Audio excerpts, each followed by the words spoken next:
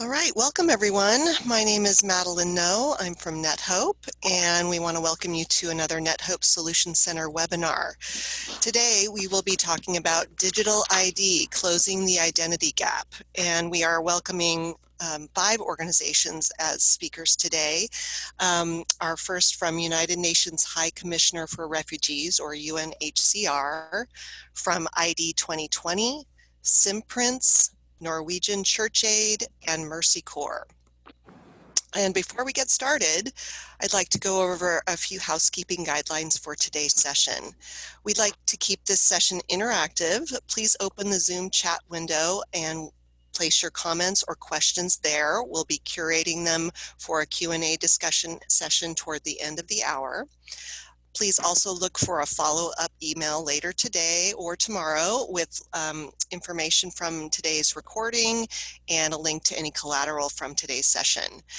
Also, we would very much appreciate if you would complete our webinar satisfaction poll that will be presented to you at the close of the webinar today. We appreciate your feedback, and it helps us make these sessions better. And with that, I will turn it over to Sonia Rutzel from Catholic Relief Services. Thank you very much, Madeline, and thank you very much, NetHope, for facilitating this webinar with us.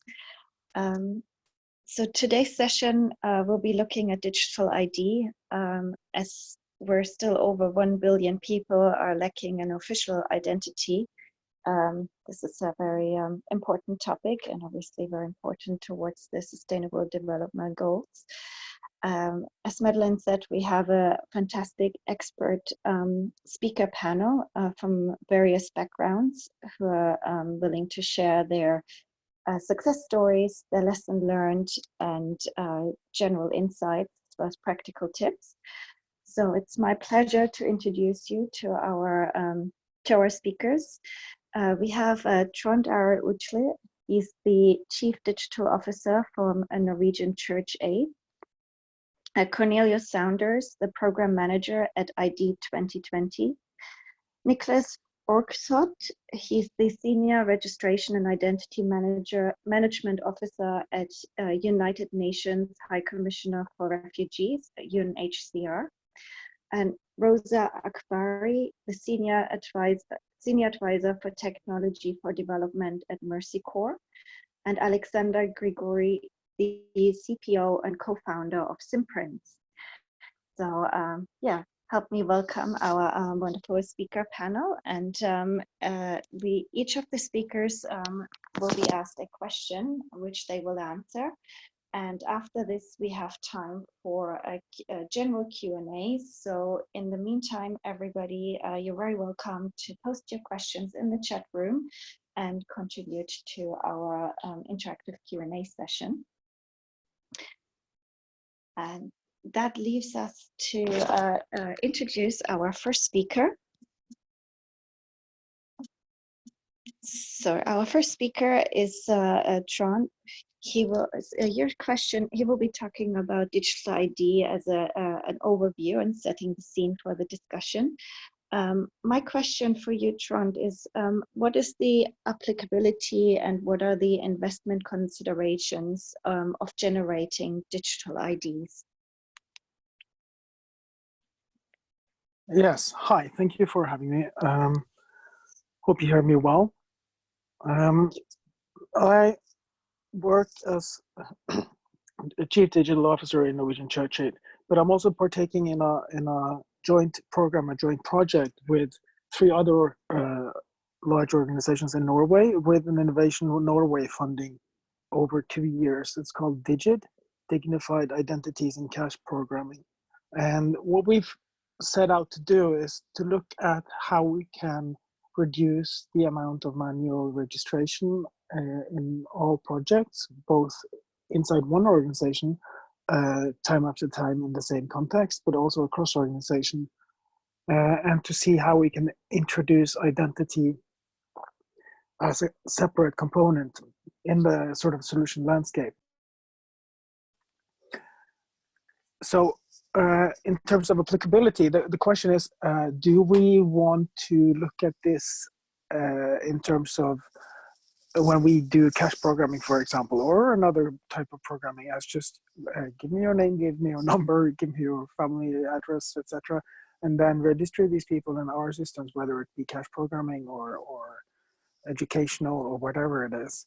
And then very often we're, at least in a humanitarian setting, we are there for a few months, 3 months, or maybe prolonged to a little bit more, and then the next organization takes over. If you're in a refugee camp, you stay for a prolonged period of time, but the organizations you'd have to interface with are many, and we are not allowed to just collaborate and send, say, an Excel spreadsheet with personal information about our program participants to the next NGO. So if we wanted to collaborate with Save the Children or Red Cross, there's no data sharing agreement, and these are so complex and big and not made to happen, basically speaking. And so we looked into sort of approaching this with a two-factor mindset in terms of both giving the end user, the beneficiary, more control over their identity and their personal information, but also in terms of increasing the sort of collaboration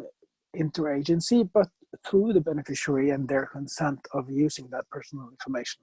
So instead of us having big data sharing agreements and centralized services and servers where all this information was shared and stored and put through diverse organizations, we looked at the possibility of increasing control for the end user themselves.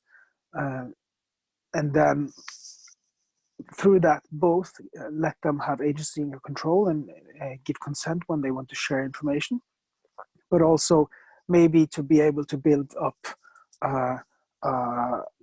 benefits of use over time. So maybe they could aggregate information around their identity. This depends on the systems and the type of identity they would then hold. Talking about digital identity, then there's the possibility of having wallets where they can keep certificates and attachments which are proven to be theirs through the use of technology and standards. So this is sort of the introduction to the project that we were doing, and all of last year was done, was spent on both a market dialogue and what's called an innovative procurement process, where we actually didn't ask for a system, but we asked for a solution to a problem. And firstly, by doing that in information sessions and dialogue with I think, or close to 90 different participants. And then we had almost 20 concept notes submitted before we then had much more dialogue with these participants and ended up issuing an RFP and then a procurement process at the end of the year, where we selected a vendor to partner up with for the pilot that is running this year. What we see in terms of cost is that not necessarily in dollars or euros, but as a sort of the point about adding identity as a separate system, and also the political will of doing that. I mean, before it becomes mainstream and just the cost of doing business, having a separate layer of an identity service where people are allowed to have a lot of information, where we are not allowed to see anything unless they consent, and only then that just the information I need into my program in order to serve them as a beneficiary, and of course with the rights to be forgotten or anonymized, etc. So the fact that we then are adding a separate system means a system cost and also integration points, and unless you want to do it very messy, you'd have to do it in a modular way and with APIs and standards, etc. So the fact that we politically discuss this internally is also an important point before you can expect to maybe add identity as a separate layer. We've had lots of systems where we register people all the time, and maybe you issue a card so they can have like a reference number or a user number or a QR code, or maybe a more formalized, say, library card, but this for our services. But it's still not identity unless you look upon it as such and are willing to back that identity as true or verifiable, also when other users, other organizations want to serve that user. The next element, and then you need then a political will in our organization. Our sector is very good at speaking about the value and the dignity surrounding beneficiaries. But we have so far still kept double registering, or at least registering into our systems and then keeping that information, and not there's a level of missing dignity that we are discussing. When is it going to be unacceptable to keep doing the same practice that we have been doing? Another thing is that if we want interoperability and then not have data sharing agreements with other NGOs, then you can't have a proprietary system. And if you have a proprietary system, that would be just a big new centralized service. Of course, any government that registers their own people would have the right to choose to have their own proprietary system. But they're still issuing passport, for example, which is readable by just by looking at it, or in the later day by digitally being able to scan a passport and or read the machine code on the passport. So some sort of interoperability between either organizations, or ideally between the standard issued certificate or identity, and then someone else being able to look at that and say, this seems to be a valid identity. And so we look also at the cost of initial cost of flexibility and modularity. We'll never be able to just use one system, for example. Different contexts and different programming requires different systems, and you still need the same principle about maybe we could keep the passport, and then either it's Tron traveling to Ethiopia or Tron visiting Thailand, I can still use my same passport, even though these countries might have different systems, etc. So we don't just use Nokia phones to call to Nokia phones, or just Yahoo for email, or just Internet Explorer to visit web pages. It's the same type of approach that we need, a flexibility and modularity and standardization. And so there's an initial cost as well on that approach to flexibility, and someone that says, well, it's a lot smarter to just do it like this in this project. And that's true. Usually it is in one project. It's smarter or quicker, or at least cheaper, to do it just the quick way, the quick and dirty way. But if you want to solve it on a principle level, you have to approach it with that principle, and that means higher costs as well. And in the beginning on standardizing, and then after a while, a manual fix it only in the project has an exponential cost, while the standardization has a declining cost or near zero cost. So in terms of applicability, we see this across our project portfolio, specifically when you have a lot of formal requirements like know your customer, etc. But the touch point towards a foundational identity like a passport or some government issued identity, or for example, a UNHCR's refugee identity, is a different one than a functional one, which is the one we want to solve in our projects. But maybe there's a way and a bridge between those two, that you can have a functional identity like the one we are issuing, or could be issuing in projects and between organizations following the same standards. And then the government could validate and say, okay, you have that identity, and I also know that you are a true national of this state, so I'll verify that your functional identity is part of you, just the same as your passport is part of you because I say so.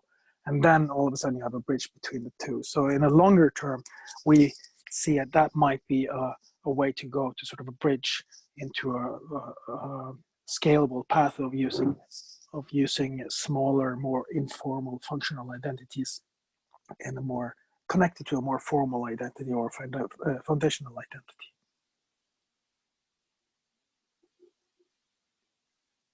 Would that be okay for now? Thank you very much. Yes, that's a fantastic overview. And I'd like to ask Cornelius, our next speaker, to talk a little bit about inclusion and privacy protection. And particularly, how can we achieve better informed consent, and how do we ensure informed consent over the lifespan of the digital identity? Thank you. It is a pleasure to participate on this panel, and I hope everyone can hear me well. Within ID 2020, my particular focus is ensuring that our supported projects, digital identity projects, are both ethical and impactful. This task is somewhat complicated by ID 2020's strict ethical standards, which by necessity require additional measures to empower and protect the participants we engage with. This goes beyond the technical requirements that we have for digital identity platforms or solutions to include a lot more operational procedures and methods.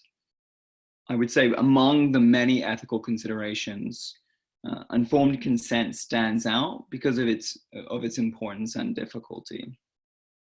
I think to start, we should quickly cover why informed consent for digital identity is particularly difficult. Digital identities, in contrast to a lot of other development programs and a lot of other programs at large, theoretically are less restricted by time or geography or even social services. An individual could be enrolled at birth, move around the world, and use the ID to access a range of services from different providers. So this includes private companies, governments, NGOs, etc. And so this digital identity program has the potential to remain around for a long time and to be applied in very different contexts with very different actors. And so that's something you need to consider. Most digital identities further use quite advanced and complicated technologies. This is, various forms of biometrics, blockchain, artificial intelligence. And I think finally, at least for a lot of the digital identity programs we support, it's meant to have the greatest impact and benefit for some of the most vulnerable populations who tend to have, lower educational attainment, lower literacy levels, lower income, few safety nets. And I think for a very select group within this vulnerable population are people at persecution. So that there's risk that their personal information could be used to cause them immediate and significant harm. These characteristics together, decrease understanding of the program and the various risks and the benefits and its potential, and B, in some cases, put undue pressure on them to participate as they have limited options. They're in a place of extreme vulnerability. So how can we improve informed consent, and particularly informed consent over the lifespan of a digital identity, which could be from birth to death? I would like to say a few qualifiers. I don't have all the answers. There will likely be not one solution, and informed consent is never going to be perfect. But that doesn't mean we should strive to improve it. I think in sharing some of the insights today, I'm going to draw upon two of our projects and some of the work of our Alliance members in this field. I think first is around education and communication. The very basic steps in informed consent is sort of use simple language, translate into local dialects, practice cultural awareness, provide alternative versions of the informed consent. So it's, audio, reading it aloud, or using an audio recording for other people with disabilities, making sure that that is accessible to them. One thing we've learned over both our projects in Mela and our project in Indonesia is the value of repetition, ideally over an extended period of time. This repetition and the frequent sharing of information not only increases participants' comprehension of the risk, benefits, and potential, but it also gives them an opportunity to formulate and ask questions. I think sort of similarly, there has been varying success with different methods of communicating this vital information to the participants. We've tried town halls, people have used posters, videos, audio recordings. We don't know which method works, and frankly, a lot of these methods, the effectiveness will depend on the local settings. And then I think finally, given the potential duration of digital identity programs, the mechanism for withdrawing consent at any time must be both easy in terms of the process and clearly communicated. A lot of the time, individuals although it may have been somewhere on the document they received or read aloud to them at one time or another, don't know how to withdraw their consent, and so they're unable to practice, this right or privilege, or however you want to frame it. So, for instance, using a call center for withdrawing consent is clearly inappropriate if there is low mobile penetration, or if it requires them to expend a significant amount on minutes to be able to withdraw their consent. It should be relatively easy for them to do so, and if possible, costless. The second thing I think important for improving informed consent is to engage with local leaders. Elders, government officials, and other community leaders can help you educate the participants. The participants trust them. They know how to speak in a language that's easily accessible to them. And then I think equally important is that these local officials can ensure, or other community leaders can ensure, that there is sufficient support, that the participants or the potential participants feel comfortable enough to voluntarily enroll in the program. I think this is something that will come up quite frequently in informed consent, is ensuring that it's voluntary. And with vulnerable populations, this is very, very difficult to achieve. But community leaders can help by communicating that this is optional, and B, that they'll be supported if they choose not to participate. I think on the technical side, there have been some developments and some ways of improving informed consent. You can use behavioral biometrics to test whether you believe consent has actually been obtained, and then prompt for reconsent if necessary. There are some people who can use automated process for obtaining reconsent of the participants, and this is typically done if you're using mobile devices, or if individuals are regularly checking in at certain service providers. You could have them obtain reconsent at those particular points in the event that the population doesn't have access to their own unique devices. I think my third recommendation is that we're very clear that there are alternative means of accessing any linked services.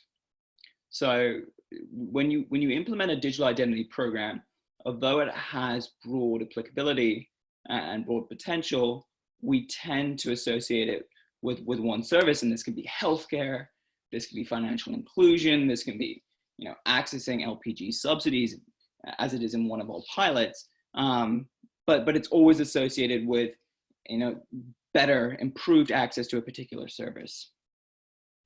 However, we can't make it necessary to access that service, at least at this stage, because in that case, if they are required to get the digital identity to get services they were already receiving, then they can't voluntarily consent. There is undue pressure for them to participate, because they would suffer in the event that they chose not to. So again, this idea of it being voluntary and doing as much as you can to reduce undue pressures to participate.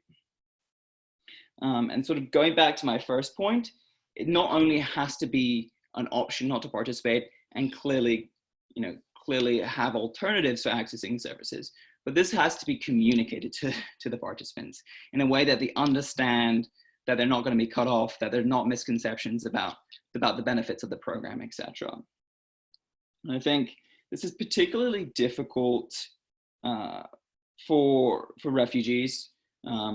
We have one pilot in Mela, which works with certain displaced population in a camp in Thailand. And so, we, over the course of the program's implementation, we've encountered two things. First, going back to this education, a lot of misconceptions around biometrics being used and around the digital identity's potential. And I think secondly, because these individuals are in such a vulnerable place, they tend to consent anyway.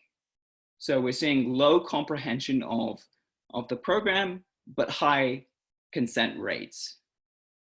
which in my opinion, is a problem. And so what we've done in that case is sort of dialed it back, made sure that we're connecting with community leaders to identify where the consent process is either poorly understood or misleading, going back and reobtaining consent from those individuals so that they know what the program's about and that we actually do have their informed consent.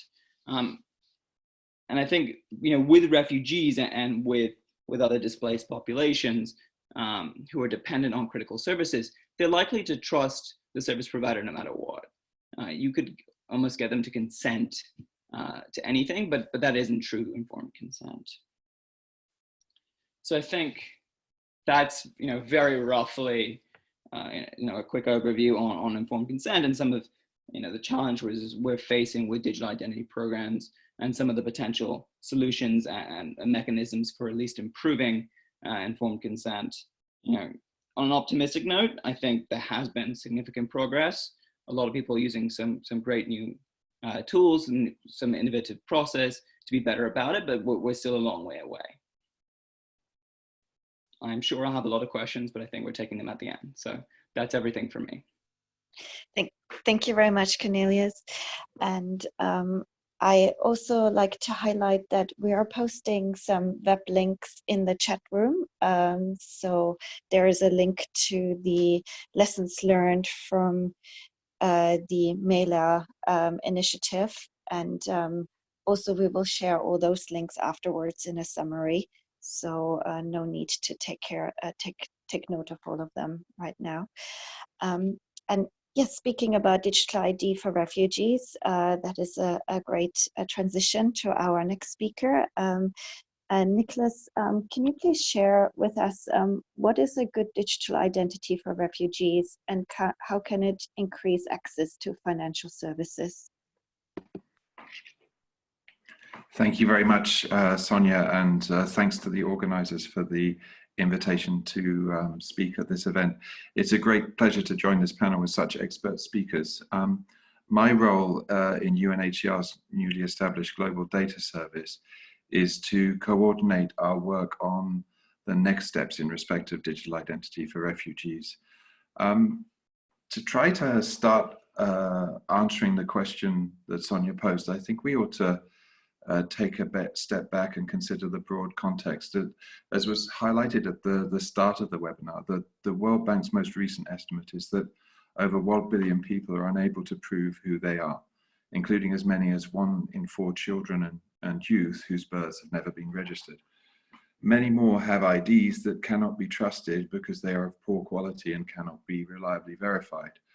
The McKinsey Global Institute has estimated that 3.4 billion people have some form of ID, but have a limited ability to use it in the digital world. Thinking about refugees for a moment, they face unique and complex challenges in respect of digital identity and inclusion. At the end of 2018, globally, there are about 25.9 million refugees and 3.5 million asylum seekers. Many arrive in their host country without a way of officially proving who they are. Their ID credentials may have been left behind, lost, or destroyed during flight. Some refugees may never have been registered in their country of origin's identity system as a result of conflict, fragility, or discrimination. At the same time, refugees require special protection, usually preventing their identities being verified through contact with the country of origin's authorities. For these reasons, under international law, host states are required to provide refugees with proof of legal identity if they do not have pre-existing valid travel documents.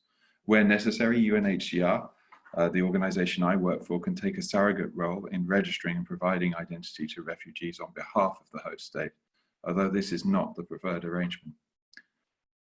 Indeed, UNHCR's role in the area of digital identification for refugees is complex and developing.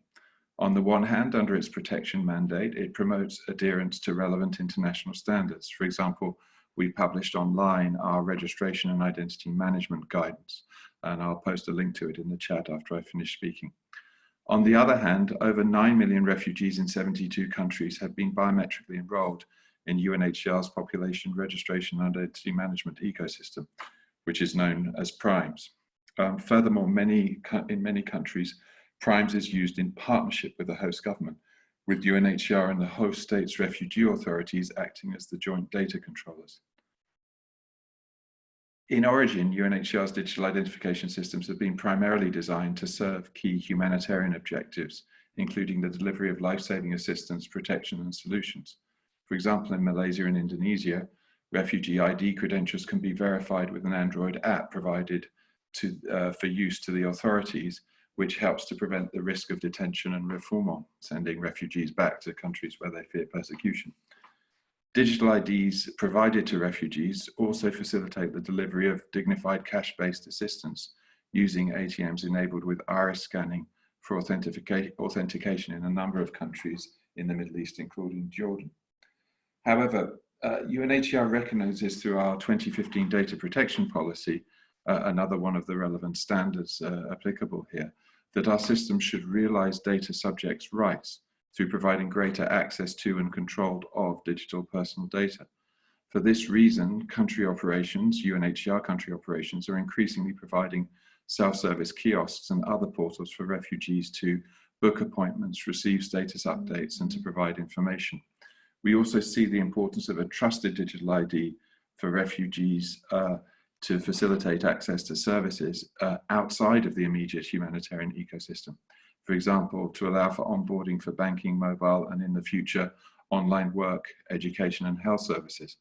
This will facilitate dignified and increased economic inclusion and self-reliance, particularly for refugees who are living in protracted situations of displacement, whose number is significant. We recognize that there's already a foundation to build on in this area. For example, currently IDs issued to refugees from PRIMES are trusted for onboarding for banking in such countries as Burundi, Malawi, Jordan, Niger, and Zimbabwe and Zambia, usually in face-to-face contexts. But we know from surveys that we've undertaken that in many countries this is not the case. So how can the goal of realizing a good digital identity for refugees be achieved? Last year, in partnership with the Government of Canada, we consulted with a wide range of experts and stakeholders on that question. You can see a link on the Zoom platform in front of you to the project's microsite, and I'd invite you to have a look at it and the material which is contained there. But I want to spend the remainder of my time highlighting some of the key conclusions and recommendations, and to try to link them up with some of our current activities. A golden thread running through the consultations was that there was a need to get the balance right between a digital identity that protects, empowers, and provides access to more services to refugees, whilst strengthening systems integrity. The participants emphasized that a solution, or the solutions going forward, should focus on a standards-based approach. This includes standards that, on the one hand, UNHCR would like to see realized for digital identification systems that include refugees more broadly, systems provided by the host state or the private sector, focusing on such issues as privacy, data protection, and data security.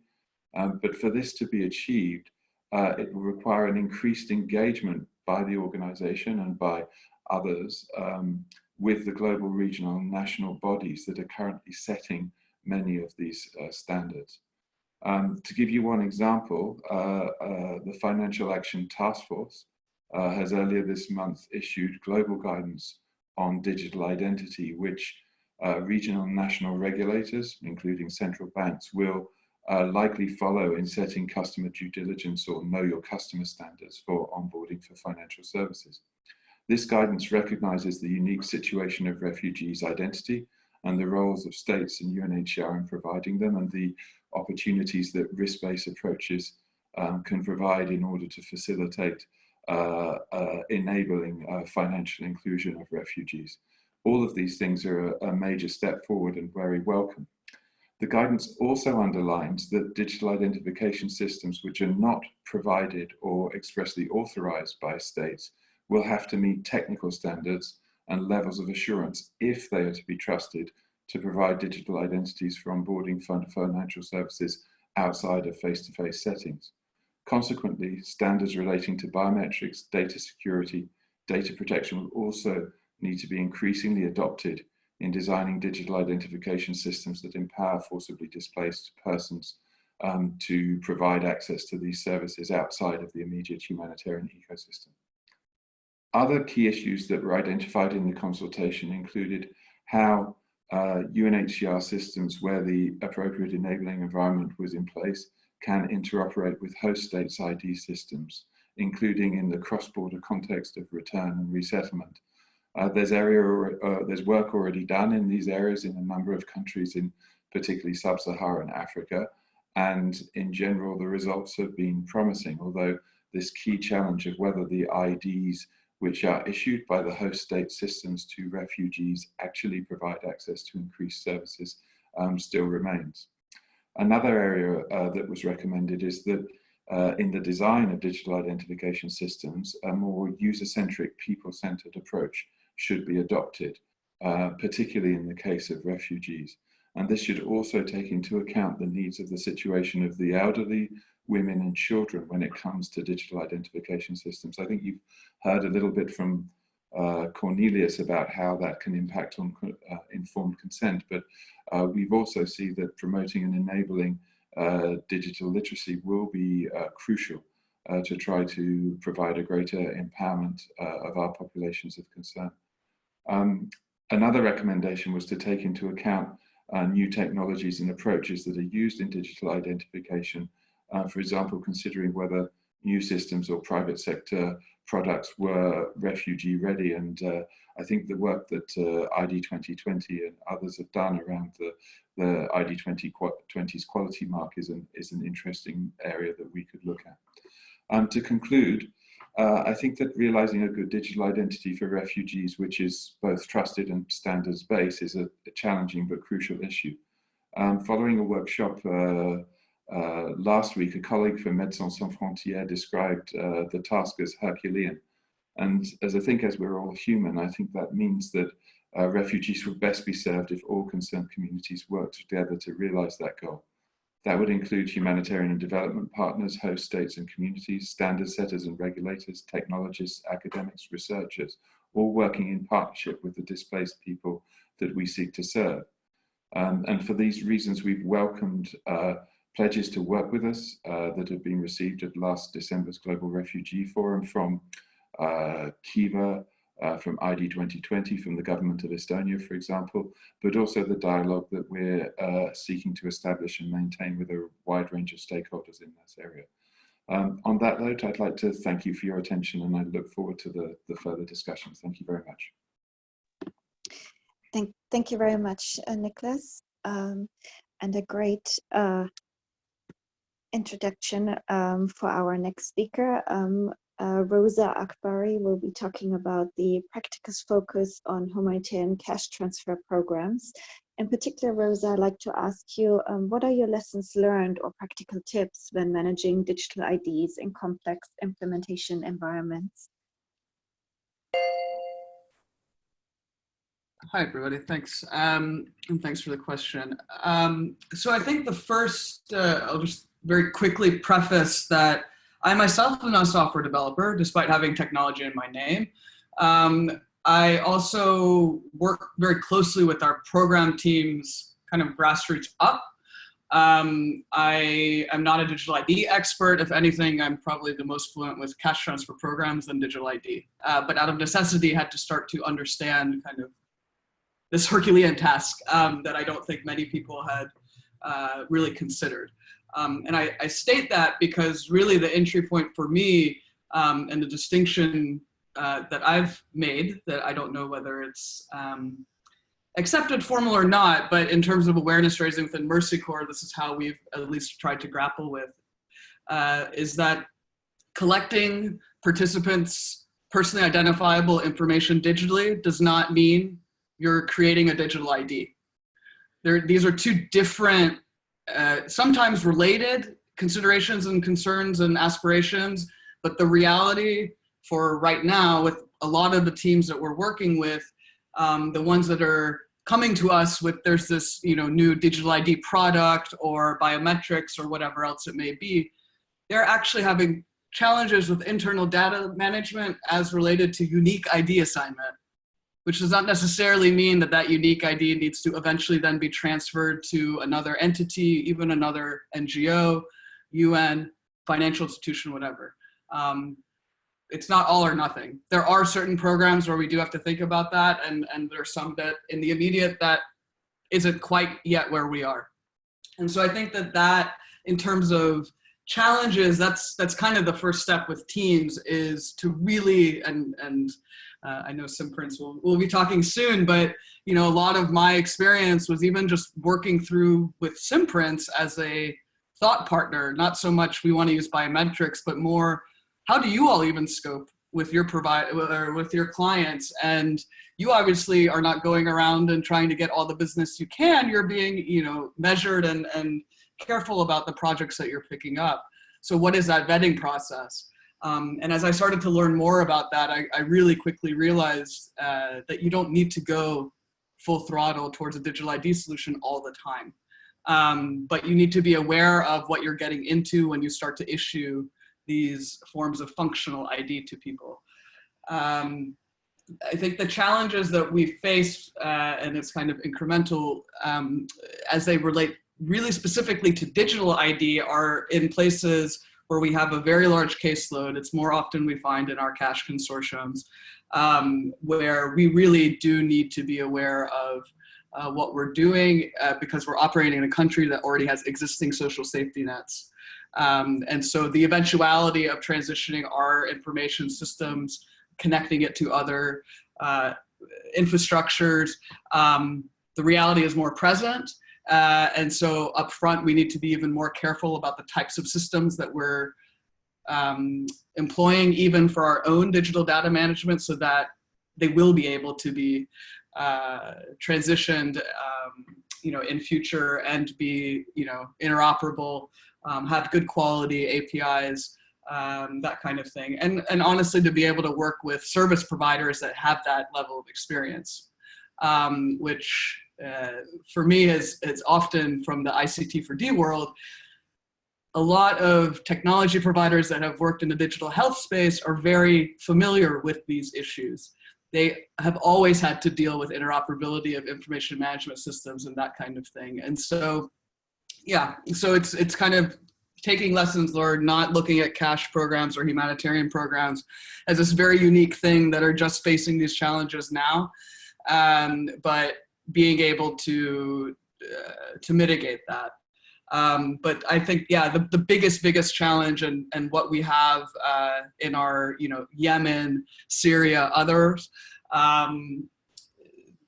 Gaza even, the donors, the pressure, and what Mercy Corps is being asked to do is actually help coordinate unique ID assignment.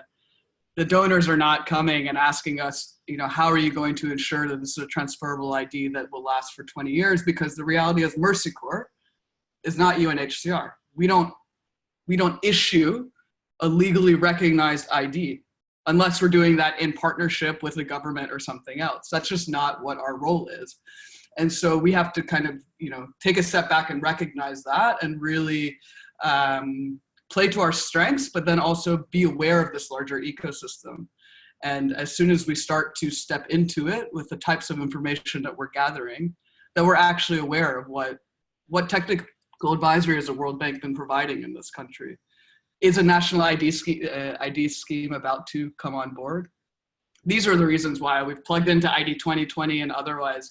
And this is my personal opinion. I won't say it's Mercy Corps' opinion, but in terms of testing technology, I don't know if we need to go to a refugee camp to test certain digital ID products in terms of functionality.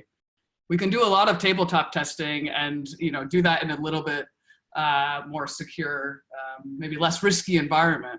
What we need to be testing are the partnerships between the agencies and the data sharing, and whether that's through interoperable means or even more rudimentary means. It's really testing the issuance and the recognizing aspect, which that isn't just a technology issue. And so, yeah, so I think that's for me been the most present challenge, is just helping teams really unpack this, and really focusing them on what they need in order to do their day-to-day operations right now, to not get overwhelmed and then go down rabbit holes with products that they might not actually need quite yet. But yeah, I'll stop there.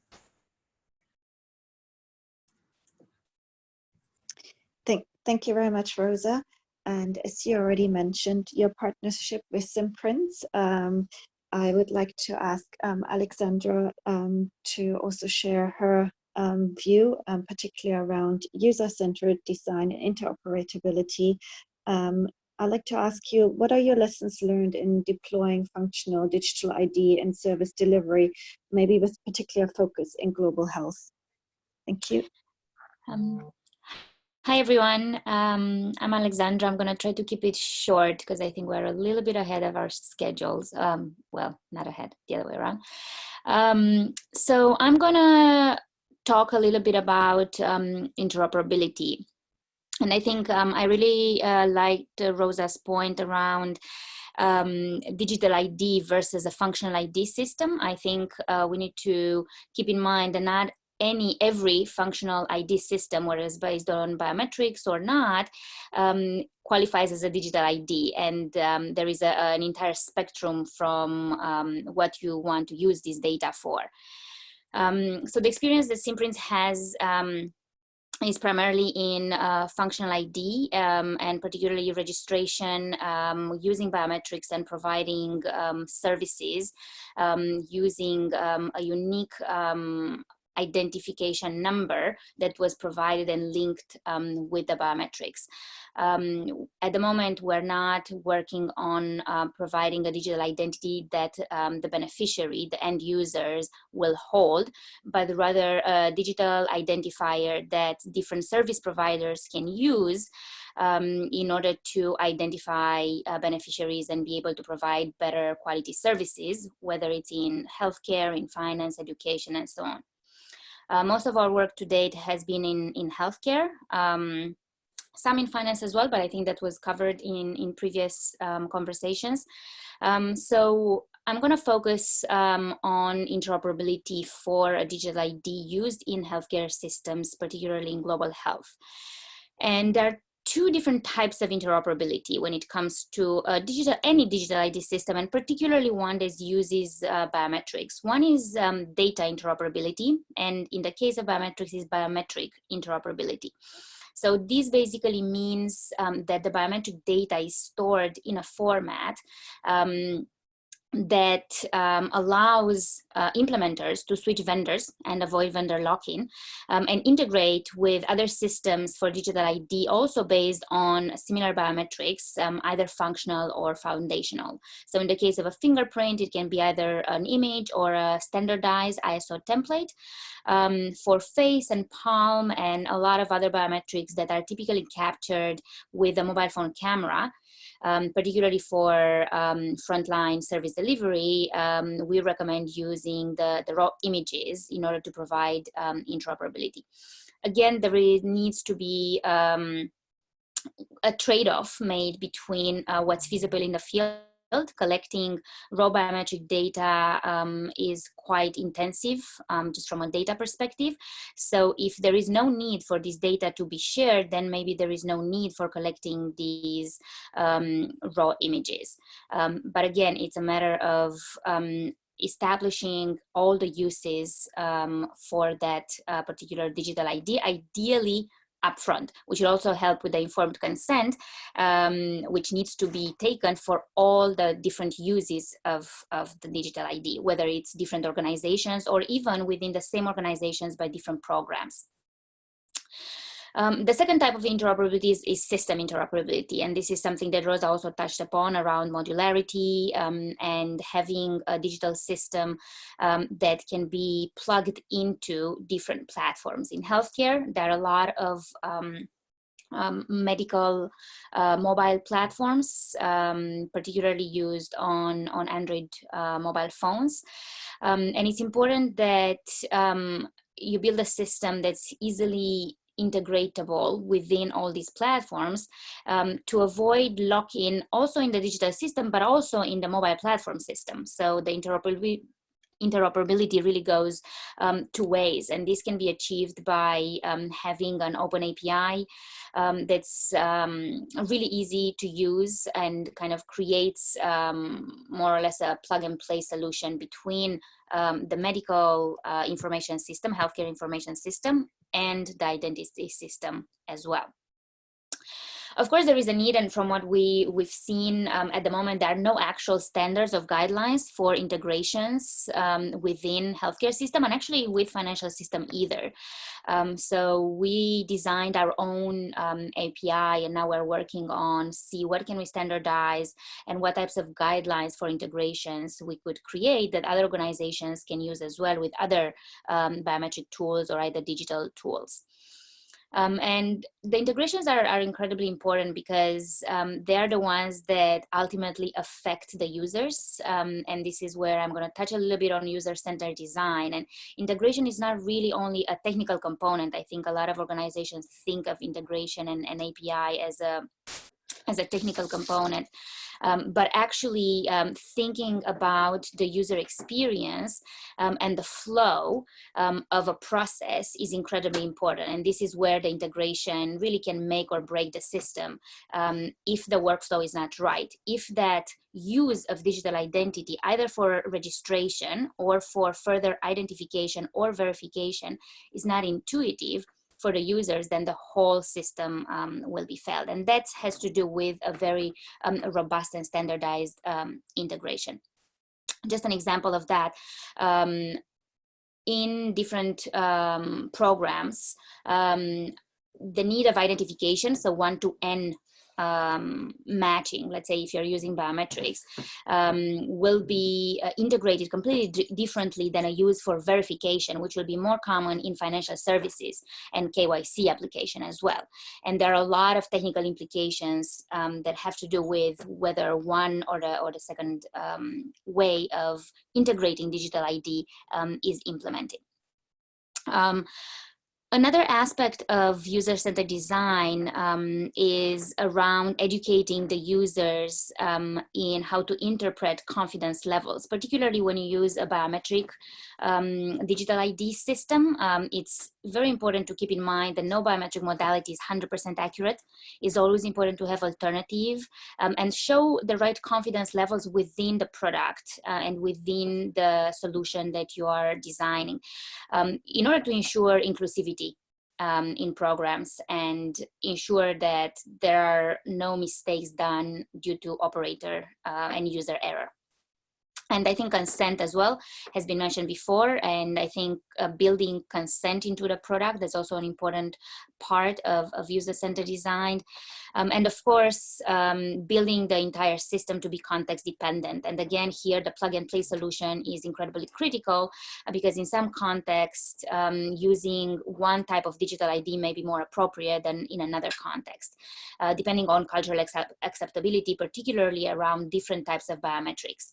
And of course, this combined with community sensitization campaigns, I think what has been mentioned before by Cornelius, and talking with different leaders and so on. So I think I'm going to stop here because we're getting close to time.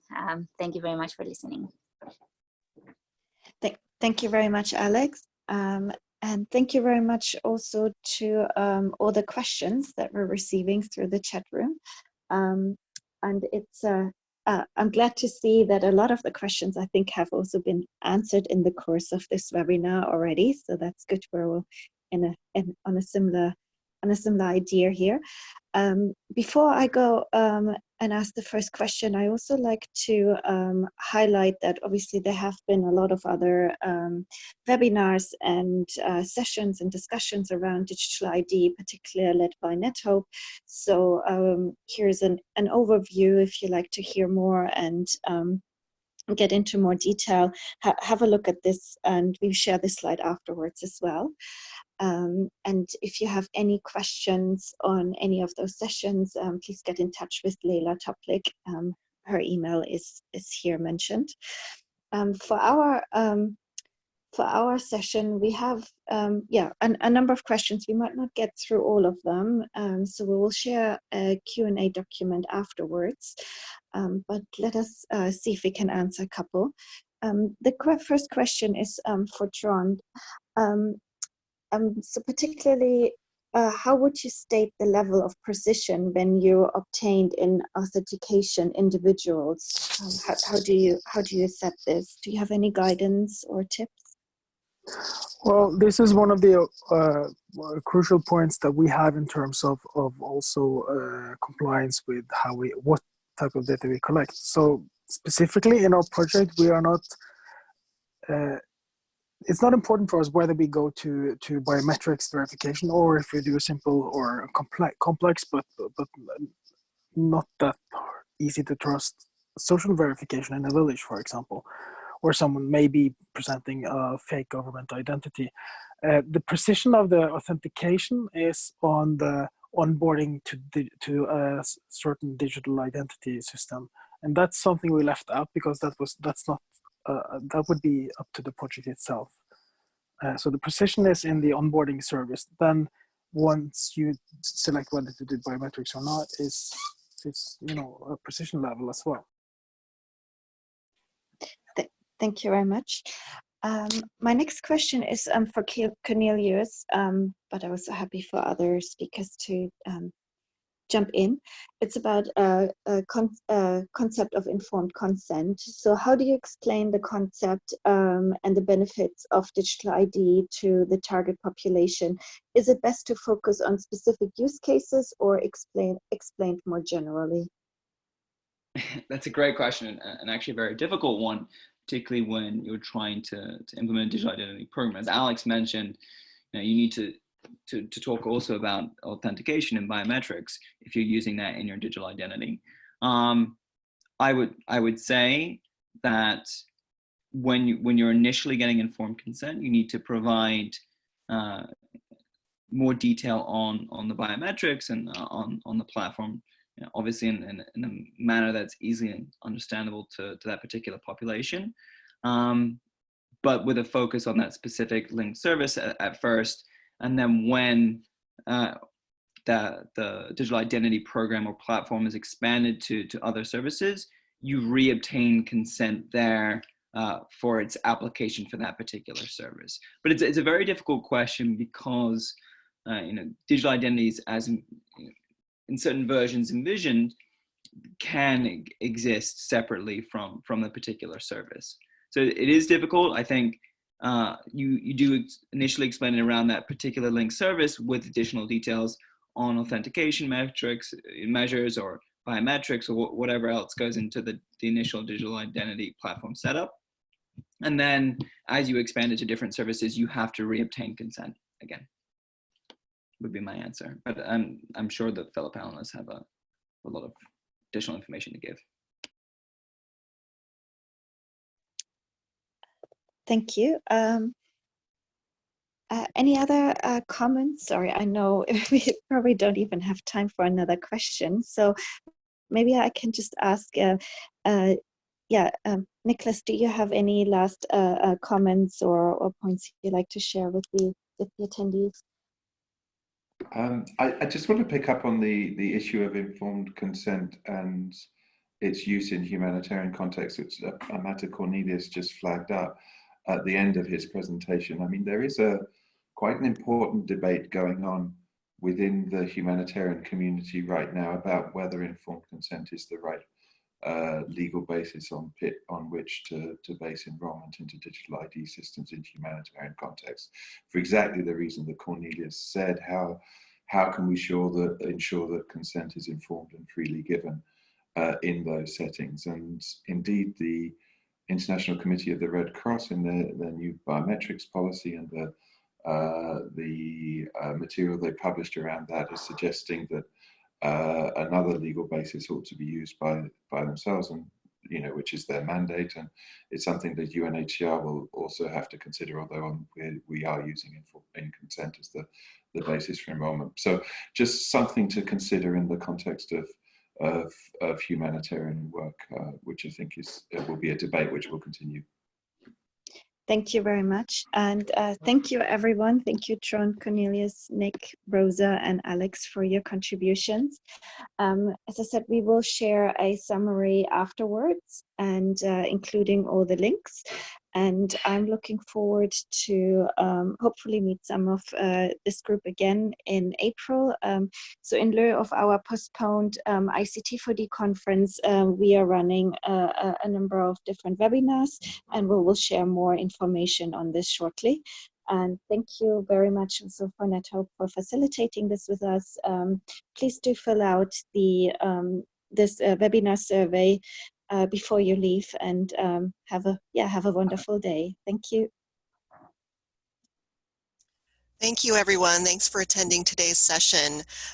As Sonia mentioned, please take a moment to fill out our webinar satisfaction poll, and don't forget that you'll receive an email later today or tomorrow with information and links to the recording for this session. And we wish you a great rest of your day. Thank you for attending.